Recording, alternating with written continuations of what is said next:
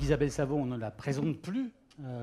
Jean Saffort, pratiquement plus non plus. C'est un habitué du Palais du Pharo et de Marseille. C'est un Picard, c'est un confrère, c'est un homme qui a développé notamment jedéclare.com, qui a eu de très nombreuses responsabilités au Conseil Sup et qui en aura sans doute d'autres. Une illustration de ce qu'on peut faire lorsqu'on maîtrise les données et qu'on les exploite, c'est le baromètre que la profession a lancé il y a déjà plusieurs mois. Ici, en PACA, ce baromètre est largement relayé par les médias et il s'est imposé comme une aide à la décision aussi pour les institutions. Regardez ce reportage que Gilles Guérin a réalisé.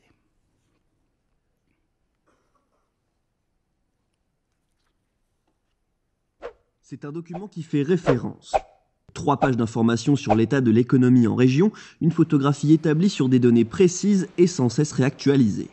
Nous sommes au plus près de la donnée puisque nous l'établissons pour le compte de nos clients. Donc nous émettons tous les mois des flux et générons des déclarations de TVA, des déclarations DSN pour les comptes employeurs, etc. Et c'est à partir de ces informations mensuelles qui représentent 350 000 entreprises quand même en région PACA, sur les 6 départements que nous couvrons, qui fondent la donnée statistique qui est établie ensuite. Chaque trimestre, le document est rendu public. Pour les journalistes, ce baromètre est une précieuse mine d'informations.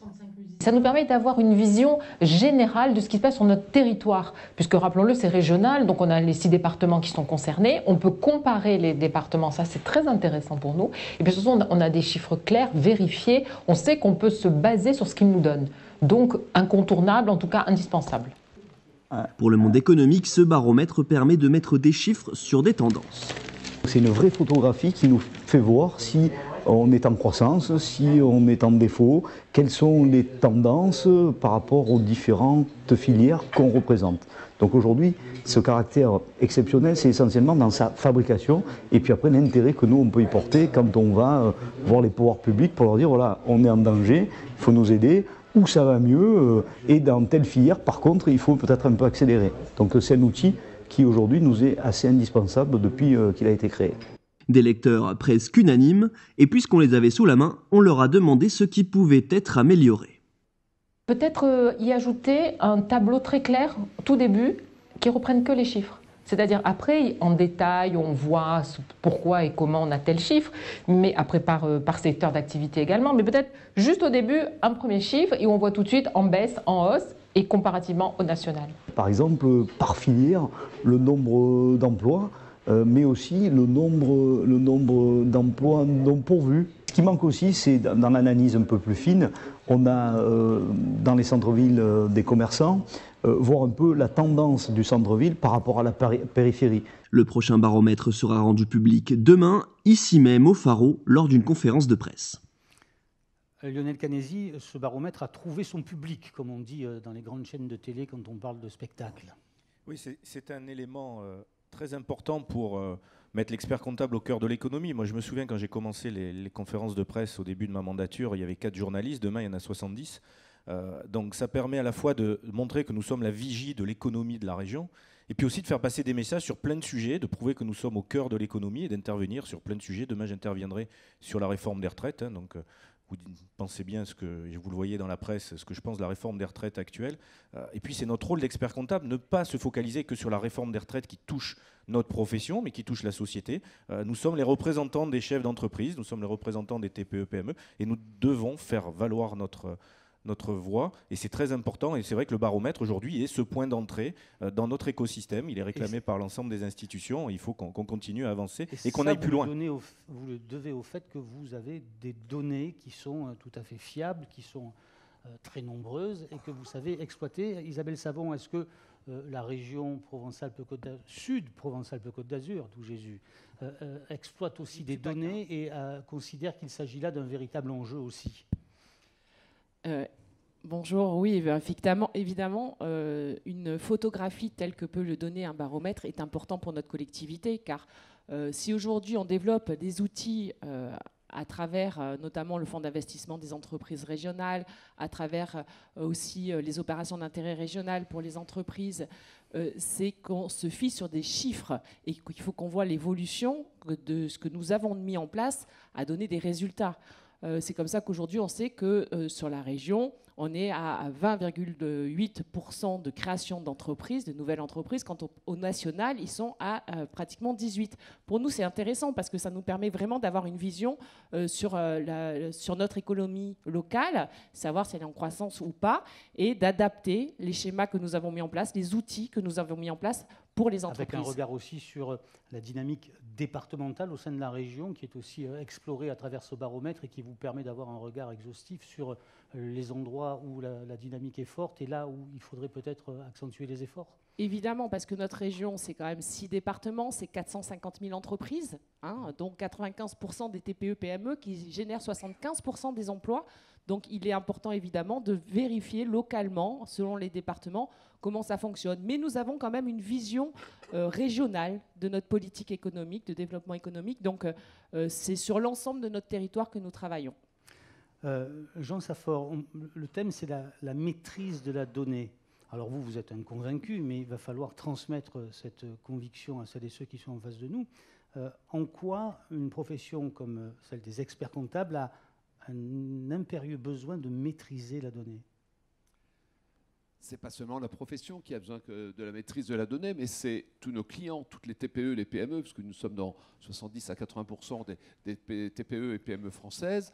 Et si aujourd'hui on a un premier exemple avec Image PME, qui vient simplement de notre maîtrise de données depuis le portail déclaratif jedéclare.com, que j'ai eu l'honneur de créer en 2000, et qui aujourd'hui est un petit site web qui regroupe juste un peu plus de 2 500 000 entreprises, donc environ 2/3 de la fiscalité française, qui représente la moitié des entreprises en DSN, comme le disait tout à l'heure Patrick, enfin en nombre d'entreprises. Donc voilà, on a un échantillon qui est important. On a commencé un petit peu à apprendre avec ça, mais ce n'est qu'un début. On fait que démarrer parce que au centre de la donnée, pour l'instant, on s'est occupé de données déclaratives. Donc on a 15 ans derrière nous pour apprendre un petit peu à gérer ces données déclaratives. Maintenant, on va passer à autre chose. On va passer aux documents numériques. On va passer à la numérisation totale des entreprises. Ça, l'expert comptable l'apprend actuellement. Il a 2-3 ans devant lui pour le mettre en œuvre, la généralisation de la facture électronique, l'article 56 du projet de loi de finances 2020 qui va rendre la facture obligatoire de 2023 à 2025. Ça y est, c'est parti, l'enjeu est parti et l'expert comptable, tout naturellement, il apprend à le faire. Et puis, dans la plupart des TPE qui ne sont pas capables qui n'ont pas la capacité justement à gérer ce document, la plupart du temps, soit on va les accompagner pour celles qui pourront le faire, soit on va le faire pour eux. Et donc c'est un enjeu majeur pour nous, le tout avec toute la confiance dont l'économie numérique a besoin. Parce qu'aujourd'hui, on voit passer tout plein d'informations, on voit même des interviews un tout petit peu peut-être arrangées de grands personnages connus. Voilà, donc aujourd'hui, on a besoin de savoir, ouais, mais c'est une fake news ou c'est une bonne donnée. Donc, là, c'était carrément une farce, hein. Ah bon, oui, les choses soient claires. Oui, non, mais voilà, mais on l'a tous pris après. On l'a tous pris comme tel, mais ça peut paraître sur des réseaux sociaux et tout est sorti du contexte. Jamais de la vie. Les gens peuvent se poser la question.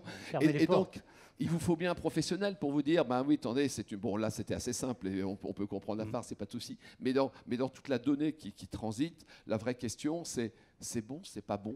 Et donc, dans cette économie numérique, on va avoir de plus en plus de besoin de confiance. Et quel est le meilleur tiers de confiance pour l'entreprise et pour cette information numérique? C'est l'expert comptable. Isabelle Savon, cette problématique de la maîtrise des données concerne évidemment non seulement la profession, Jean Saffort le disait, mais l'ensemble des entreprises du département et de la région. Quelles sont les initiatives que vous menez vis-à-vis justement des start-up? Pierre Gonduffier faisait allusion. Quel est le regard que vous avez par rapport à ces entreprises naissantes et comment est-ce que vous pouvez les accompagner? Alors, en tant que premier partenaire des entreprises, comme je vous le disais tout à l'heure dans mon mot d'ouverture, on a créé un fonds d'investissement des entreprises régionales, donc le FIER. Le FIER, c'est quoi? C'est 300 millions d'euros à destination des entreprises pour les aider de la création à la transmission, en passant par le développement et même pour la conquête de nouveaux marchés à l'international. Aujourd'hui, on a accompagné déjà avec 170 millions d'euros d'investissement 15 000 entreprises sur notre région. Donc c'est quelque chose qui marche bien et donc les startups peuvent justement venir nous voir et on est là pour les aider. Alors que ça soit du côté financier à travers le FIER, mais aussi le côté accompagnement, c'est-à-dire pas forcément financier. On a fait mon projet d'entreprise et à travers des partenaires sur lesquels nous nous aidons, ils peuvent être accompagnés pareil, que ça soit de la toute petite entreprise d'ailleurs, hein, de la toute petite à la très grande entreprise. On est là pour être avec les entreprises du début jusqu'à la transmission. Voilà. C'est-à-dire que la région a élargi le spectre de son intervention. Autrefois, elle avait un fonds de mémoire qui s'appelait Viveris ou quelque chose comme ça, je crois, et qui s'intéressait à l'amorçage. Et aujourd'hui, vous allez jusqu'à la transmission. Exactement. On a revu notre outil de manière vraiment à être présent à tous les stades de la vie de l'entreprise, parce que c'est important aujourd'hui qu'il puisse être... Avant, il y avait comme un mur qui s'est érigé entre les collectivités et les entreprises. Aujourd'hui, on veut leur montrer qu'on est là pour eux à travers ce schéma régional de développement économique que nous avons créé par la loi NOTRe. Alors ce schéma régional de développement économique, on ne l'a pas créé comme ça dans notre coin à la région en disant tiens c'est bien, on va prendre ça, ça sera parfait pour eux. Non, on l'a travaillé en concertation avec les entreprises, puisqu'on l'a fait avec eux pour eux,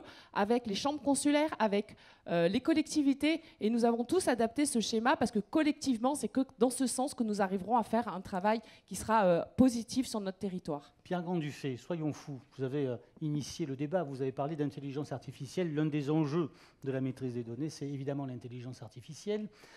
D'abord, le terme intelligence ne convient pas, n'est pas bien traduit. C'est pas l'intelligence auquel on fait référence. Non, mais là, vous faites allusion à ce que je disais l'autre jour. En fait, je crois qu'il y a une confusion et que cette confusion a entraîné une mauvaise appréhension du sujet. Et la confusion, elle vient de la traduction du terme, parce que artificial intelligence a été traduit par intelligence artificielle en français, mais je ne crois pas que dans cette la vision qu'ils en avaient à l'époque, intelligence voulait dire intelligence. C'est comme si on disait que la CIA, l'agence américaine, c'était l'agence centrale de l'intelligence. Hein, ça se saurait. Ah oui. Non, bon, c'est la CIA, c'est l'agence centrale du renseignement. Et je crois que l'intelligence artificielle, en fait, la bonne traduction anglaise, ça aurait été la gestion intelligente du renseignement ou de l'information, ce qui n'est pas pareil. Et aujourd'hui, dans l'intelligence artificielle telle qu'on la constate aujourd'hui dans son application, il y a très peu d'intelligence.